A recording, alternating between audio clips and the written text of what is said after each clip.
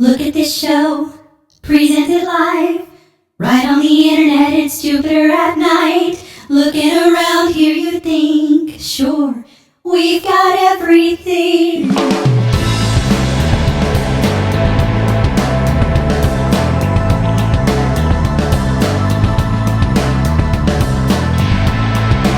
Good evening, everyone, and welcome to Jupiter at Night. My name is Chris. My name is Jeremy. Well, welcome back, J-Man. Thanks! I'm excited tonight because we're talking about Firefox 4, officially released today.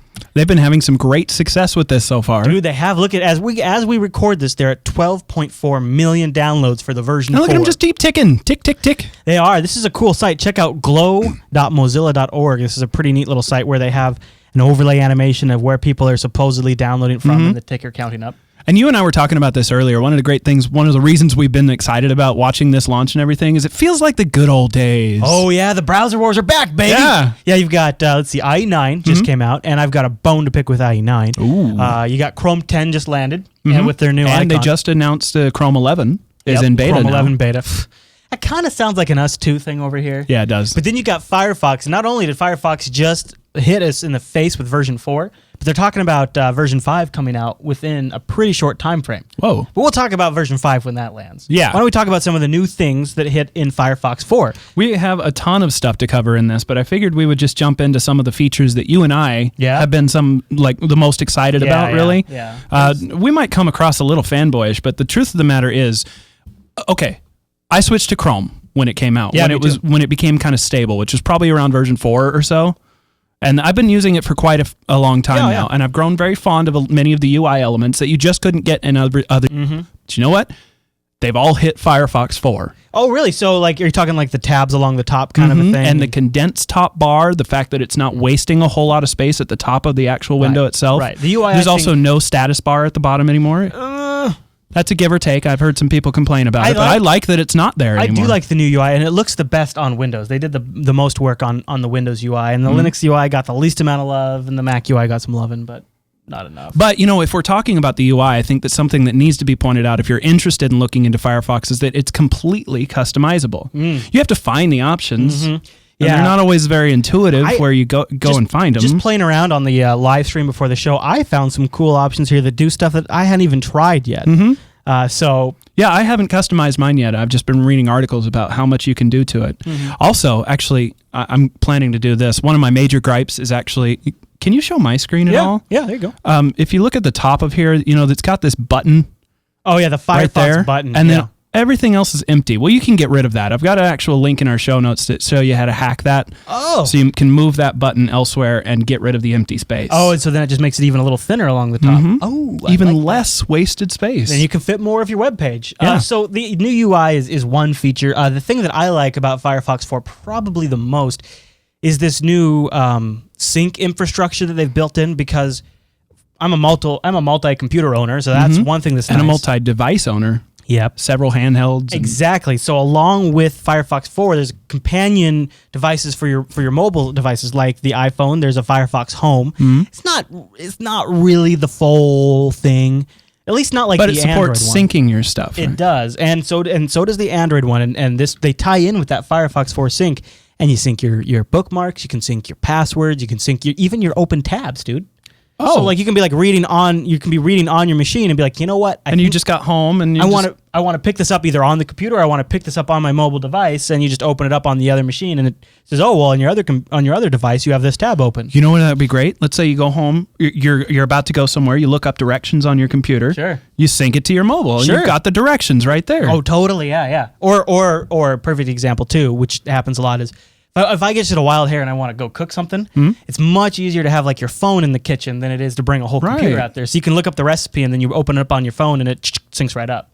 So I like that, and we'll put links to both those. On the Android version, they've actually replaced the whole Android web browser, and it's a full Mozilla web browser. On the iPhone version, it's just sitting on top of WebKit. It's not a full Firefox browser. But actually, we had one guy in the chat room, I forgot who now, that was saying that the previous version, it was Acid Punk, was saying previous versions of the Mozilla browser on Android weren't all that fully featured. Oh, this one's fully featured. In fact, it's maybe a little too featured because it seems a little slow, at least starting up. And then if I leave it running, which most apps automatically do, then it seems fine. Now, some of the other things, Firefox now has that same like awesome bar. That's what they call it, the awesome bar. I forget what Chrome calls it, but it's where you can search and do commands right in the web I think browser. they might just call it the Chrome address bar. The Chrome bar, maybe. Yeah. But it does all kinds of things. They've extended it and it does bookmark tagging. So you can give like you could bookmark JupiterBroadcasting.com and then give it like a JB tag. Yep. And then in your awesome bar, you could just type in like JB, hit enter, and it does it. You can also set up macros and stuff so that if you know that you want to Google search for or Bing search for something, Google is the default search, but let's say you want to use Bing for some reason. Yeah. You could set it up in your browser so that if you type a capital B at the beginning of your search string, it sends the search to Bing instead of Google. Check what I did. Oh, really? Yeah. In the awesome bar. You can set your options. You can customize your awesome bar to that level. That's cool. Yeah. Here's what I did is I have the awesome bar and I could put something in there like Jupiter Broadcasting, right? Which will by default do a Google search. Google search. But then in the regular Google search box, I've replaced that with Amazon. And so now if I want to buy something from Amazon, which I do all the time, I can type in socks and I just automatically search Amazon. And it sends you tights. So so now when I search in the awesome bar, I'm searching Google, and when I search in the search box, I'm searching Amazon, which is kind of neat. That's a really nice feature. Yeah, I think that's pretty cool because, well, honestly, then it's just one less page I have to. Well, a lot of people that have been reviewing this so far have been saying, "Why have the extra search box?" But that's exactly why. It's not. It's set to Google by default. But if it's just Google, then it's worthless, and you can get rid of it. Can I talk about my favorite feature that I think probably won't apply to a lot of people out there, but if Sure. it does apply to you, you're going to love this feature. Do it. It's called tab groups. Okay. And you can actually add it as a button to your toolbar if you want. But check this out. So if you're listening to the audio version, I'll set it up for you a little bit. We have 3 tabs open on my screen right now, right? Okay. If I hit this group tabs button, you can see that I actually have 2 different sets of tab groups. One that contains 3 tabs and one that contains a tab all by itself. And I can move tabs between these groups.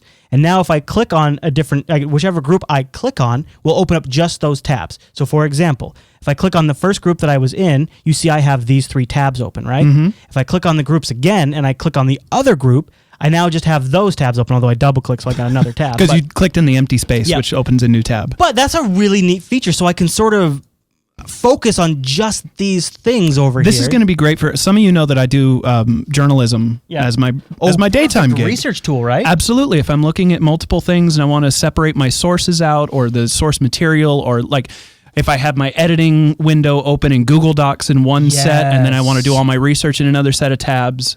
Fantastic. I never click on the wrong thing. What I've done in the past, it's kind of clunky, is I'll have multiple windows open, but then they start overlaying over each other and all that stuff. I love this way more. Plus, it syncs. It syncs to other Firefox 4 browsers and those mobile devices. With that sync backend, you get your passwords, your bookmarks, and your open tabs. So we could literally, if we wanted to, set these 2 computers up to be synced up, so we'd always have the same tabs. Yep. That's kind of neat. But then since you're always looking for funny pictures to show off to the internet, I'd be screwed over here. yeah, you just have to watch and let me go over there. Something else that didn't quite hit Linux, but it's on Mac OS X and Windows, is some hardware acceleration in the web browser. So you get that speed, the UI speeds up, some DirectX rendering. Nice. Stuff like that's supposed to make it a little snappier. Chrome is working on that too. I got to admit, though, if your browser's getting slow, you probably need to upgrade your hardware. Yeah. I mean, maybe as web pages get thicker and heavier and they start doing more stuff in code inside the web page, like you were talking about in the pre-show, another new feature is the WebGL support built in, where you can actually get some 3D graphics in a web page without having to use a plugin. Yeah. I bet that code does get pretty heavy. So if you can, use some hardware acceleration to speed that stuff along. Yeah, I could see that being useful, but, a lot of people don't have cutting edge hardware, so you're not going to make anybody happy with that. Yeah. It's just they're not going to be as disappointed. True. I guess that's a win of some sort. Something else that's like one of those I'm not going to be quite as disappointed is they can't fix plugin crashes, but one of the things that Chrome's done for a while now, and I honestly am not that impressed with Chrome's ability to isolate the browser from plugin crashes. Yeah. It feels like I've been having Chrome's been getting crashy on me lately. It really has. Today, for some reason specific. Yeah, 3 different times on 3 different OSs. Yeah, and 3 different computers. I've had Chrome lock up on me today. I was just complaining about that on the pre-show. But, the thing about Firefox 4 is they've also built in plugin crash isolation, and I've been running Firefox 4 for months. So it means I was running some of the earlier betas, and those early betas, Firefox and Flash did not get along. Flash was Crashy McCrasherson. But that And actually, some of the folks in our chat room mentioned that they're not getting 100% performance out of it still at release. Surprise, surprise. Seems like Flash always sucks when something comes out. Yeah. But you know what?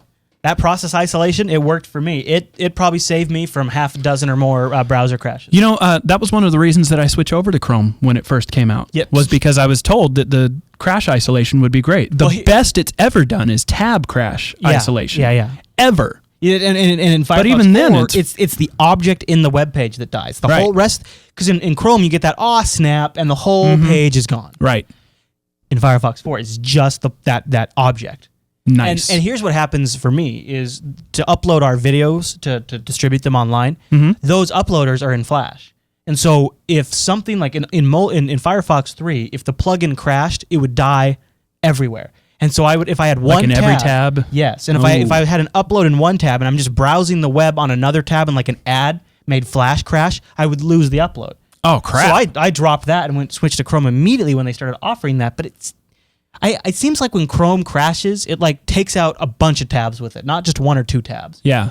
In Firefox 4, that's completely isolated. Yes, it's been so nice. So I'm digging on that quite a bit. That's awesome. Now, one more feature that neither of us have gotten to play with. There's an app tab.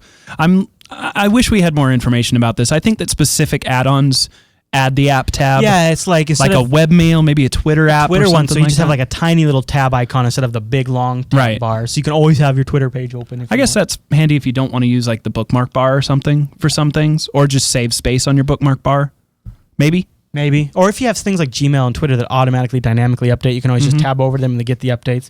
But speaking of that stuff, we have a ton of stuff in the doc for modifying Firefox. Yes. I like a few of these links that you pointed out in here, like getting the status bar back. That's I want that. Yeah, you like the status bar. Yeah, I don't. like that, yeah. I'm fine with losing that. We have a good link in here from the guys over at and the guys and gals over at lifehacker.com that goes through and kind of walks you through fixing some of the more annoying aspects. Yeah, some of the primary gripes, like a lot of people don't like where the home button is, so they show you how to move that. This is actually the article that shows you how to get rid of or move the Firefox button and move everything else up. Yes, that is right there's there. the Cody hack if you scroll down just a little bit more. So you actually have to change some of the code, but they walk you step by step on how to do it. Oh, easy enough, right? Yeah.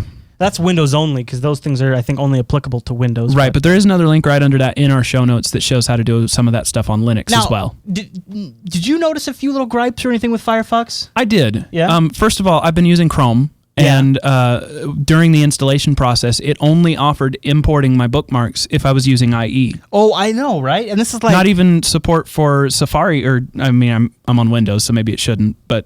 It still feels like it's a post-Chrome world, J-Man. Yeah. You need to embrace the Chrome. And or maybe they're just putting their foot down and saying Chrome does not exist. The only real justification I could give to it is if, and I don't think this is the case, if Chrome has your bookmarks wrapped up in some sort of protective cove that it can't touch. I don't think so, because it syncs really well with other That might be why. Chrome. That might be why. Maybe some sort of database file. Because I know with IE, they're actual URL links on the file system. So Firefox is able to just go scan a directory. Right. So it's like a file system thing. So I don't know if maybe that's... I ended up having to use Xmarks, which I'm not a big fan of, just to get my bookmarks over. So there is a workaround. Xmarks is an free add-on. Yeah. And it syncs. Xmarks will let you sync. Oh, you know what? Speaking of free, I meant to tell you this story. Lay it on me. Because Firefox is free. It's an open source thing, and I don't think a lot of people know that. I was telling my mom before I came out here. She was like, "Oh, you going off to Jupiter at night tonight?" I was like, "Yeah." Is that really how your mom talks, dude? No, it's nothing like that. But it's funny. Oh, what are you going to talk about tonight? And I was like, "Oh, Jeremy, we're going to be doing Firefox 4." She was like, "Oh, that's a browser software." Yeah. I was like, "Yeah, it's cool. It's got all these cool features. Everything. It's brand new. It's really shiny. You should check it out." And her next question was, "How much does it cost?" I mean, that's the world that we live in.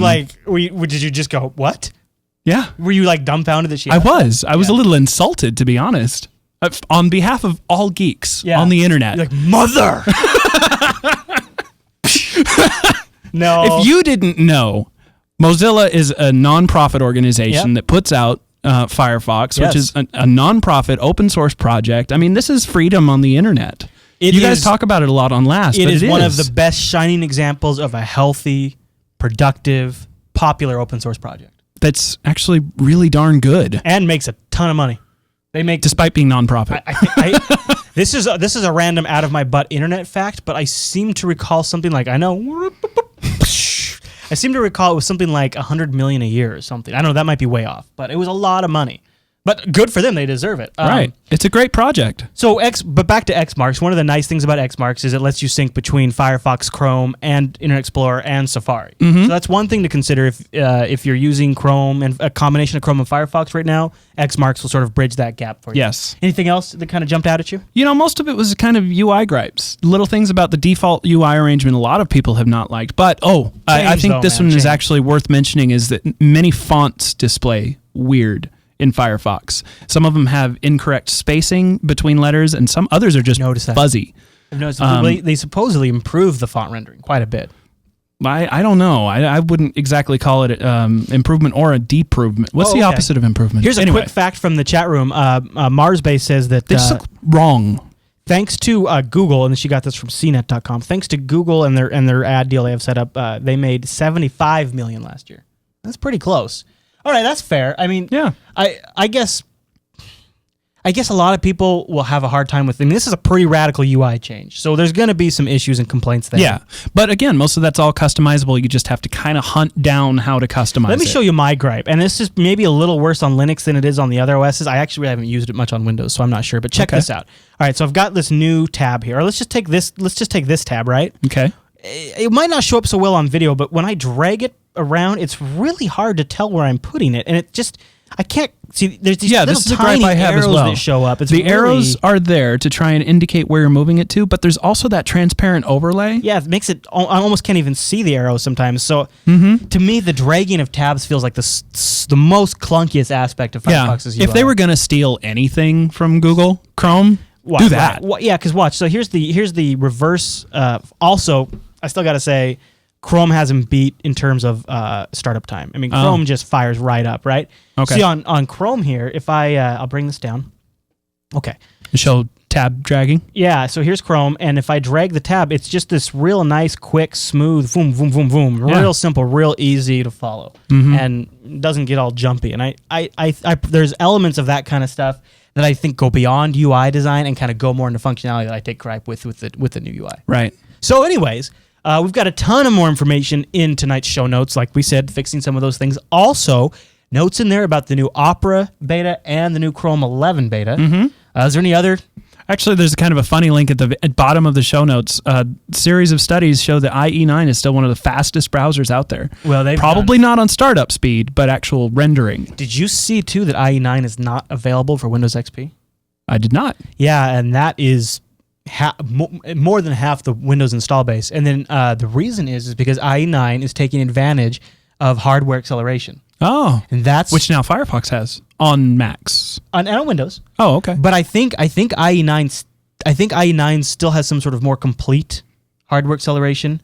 My understanding is it is a contributing factor to its improved performance. I mean, hell, maybe IE will turn out to be a great browser. They've had a few years to work on it. They do those speed tests with showing like 900 animated things. You're never going to do that. Dude, and it doesn't have the group tabs thing? That's almost a killer feature right there. And the other nice thing about Firefox and Chrome is it's available on all the platforms. I really dig that. So, of course, there's all other kinds of new features in Firefox 4 that we didn't even cover. We just chatted about our favorites. And you got to give Firefox a major shout out for continuing to, at least at some level, support version 3. Yeah. They've got, actually today, they launched security updates for versions 3, 5, and 6. So you don't have to jump. They've said that they're going to continue updating security for those older versions. I like no that. new features. Obviously, they're focusing on 4 going forward. But if you don't like the new UI, if you don't like it, if you want to stick with 3.6, do it. I seem to recall when version 3 of Firefox came out that they maintained the older version for about a year. Seems to be my record. This might only be a year as well. Who knows, really? And then they started getting pretty heavy with the, hey, there's a new version out and it's much better. And it really, by that point, was way better. So we'll see if they do that. All right. There you have it. All right, everyone. Well, thanks so much for tuning in to this episode of Jupiter at Night. Now, Jupiter at Live is live again tomorrow night at 8 p.m. Pacific over at jblive.tv. So I encourage you to tune in and join us then. Even though I won't be there. No, the J-Man's going to be out one more time. Well, a couple more times, but... The rest of this week and all of next week, and then I'm back, baby. You're back. I'm back big. There you have. All right, everyone. Well, thanks so much for watching tonight's episode of Jupiter at Night, and I will see you tomorrow night.